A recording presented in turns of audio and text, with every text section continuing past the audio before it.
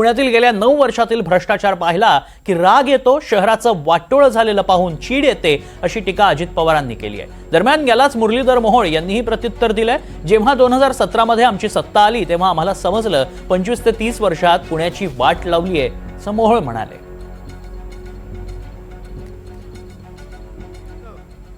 हे लोक इथं भ्रष्टाचार बघितल्यानंतर, करताना बघितल्यानंतर, अरे काय होतास तू, काय झालास तू आणि कुणा करता तू नगरसेवक व्हायच्या आधी काय करत होता त्याला आठव?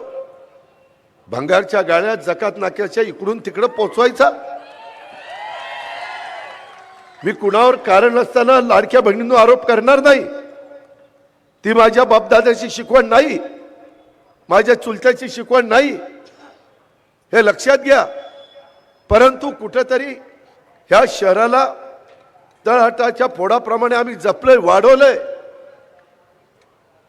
आणि त्याचाच पार वाटोळं चाललेलं बघून तळपायाच्या आत मस्तकामध्ये जाते। आज विरोधक सांगतात की पुन्हा एकदा कारभारी बदला।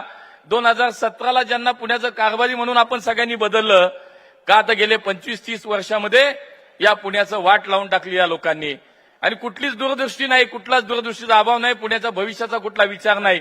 आज हीच मंडळी पुण्याचे प्रश्न घेऊन आपल्या समोर येतात।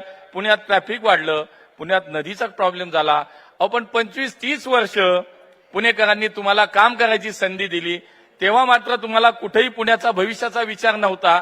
भविष्यामध्ये पुणे इतकं वाढेल, लोकसंख्या वाढेल आणि पुण्याच्या या सगळ्या पायाभूत सुविधांवरती ताण निर्माण होईल याची तुम्हाला कधी कल्पनाच नव्हती।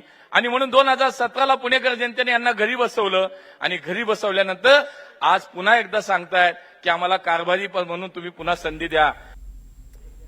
एक छोटासा ब्रेक, ब्रेकनंतर आणखी महत्त्वाच्या बातम्या पाहत रहा NDTV मराठी।